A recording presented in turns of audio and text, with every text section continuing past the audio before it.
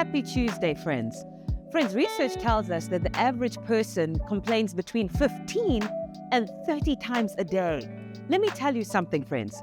Nothing delays your progress in life more than complaining. In fact, I learned this a long time ago. You can never, in fact, you will never go to the next season of your life if you're constantly complaining about the season of life that you're in right now. Many years ago, I found out that the word complain in the Bible also means to remain or to stay another night.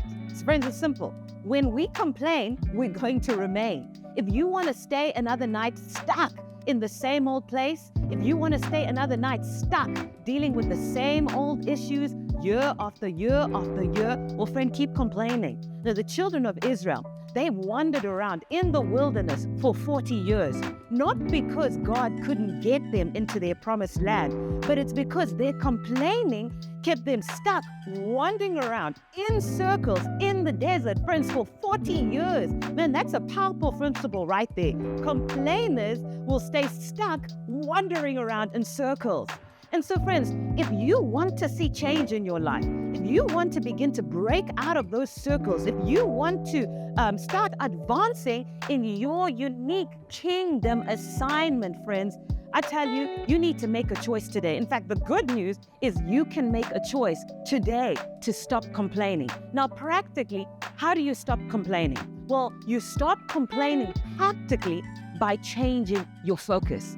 Friends, instead of focusing on what's not working in your life, learn to focus on what is working in your life. Better yet, learn to focus on the one who's always working. Friends, God is always working in our lives, and He will always work all things together for our good. You want to get unstuck in your life, friends?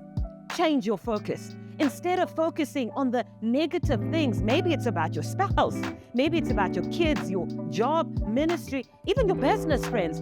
Instead of complaining and focusing on those negative things, the Bible tells us in Philippians 4 verse 8, it says we need to learn how to focus on the best, not the worst. Learn to focus on the best things about that spouse. Friends, learn to focus on the best things about your kids. Maybe it's your job, the job that you prayed for. Focus on the good things about that job. Learn to focus on the good things about your ministry, about your business. And friends, when you do this effortlessly, those complaints will turn into thanksgiving. And you, my friend, effortlessly will begin to step into your next level. Friends, you can do it. Always cheering for you. Bye-bye.